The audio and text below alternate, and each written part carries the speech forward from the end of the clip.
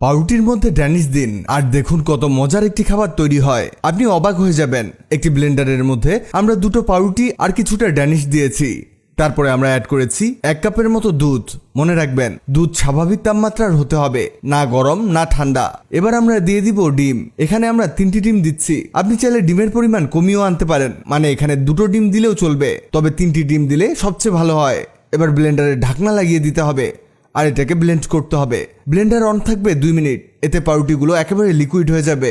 এটা সহজেই তৈরি করা যায় আর এটা খুবই সুস্বাদু। অবশ্যই আপনাদের এটা খুবই পছন্দ হবে। 2 মিনিট পরে ব্লেন্ডার অফ করে ঢাকনা খুলে দেখাচ্ছি, দেখুন।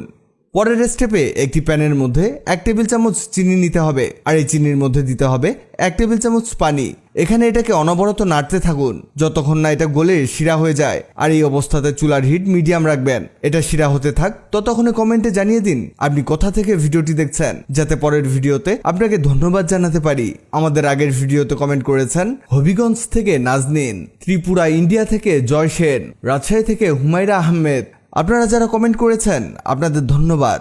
এই দেখুন, আমরা এটাকে শিরা তো বানিয়েছি, সেই সাথে এটাকে হিট করে করে একেবারে লাল বানিয়ে ফেলেছি।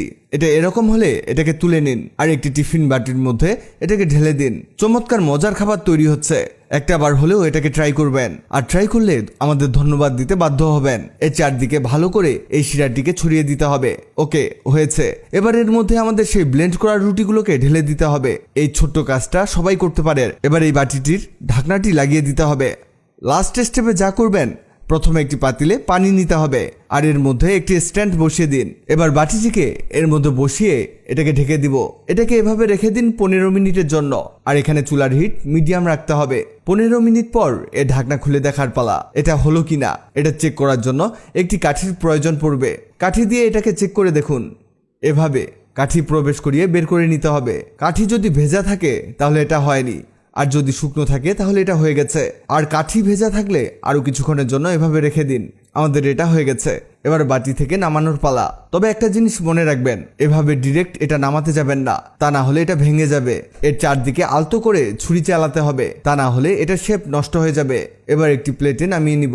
এই দেখুন কত চমৎকার পুডিং তৈরি হয়েছে। এই পুডিং খেলে অন্য যে কোনো পুডিং ভুলে যাবেন। এটা কেমন সফট হয়েছে দেখুন। এটা টেস্ট এতটাই মজার যে খাবে সেই এর প্রেমে পড়ে যাবে আর বলবে, কি দিয়ে বানিয়েছো এই পুডিং? আমার খাওয়া শ্রেষ্ঠ পুডিং এটা। আপনি অবশ্যই এটা ট্রাই করে দেখবেন। ভালো না লাগলে পয়সা ফেরত। ভিডিওটি দ্রুত খুঁজে পেতে টাইমলাইনে শেয়ার দিয়ে রাখুন। ভিডিওটি ভালো লাগলে লাভ ইউ একদিন, খারাপ লাগলে হাহারি একদিন। এমন সব তথ্যবহুল ভিডিও পেতে ন্যাচারাল বিউটি হ্যাক্সকে লাইক ও ফলো দিয়ে রাখুন।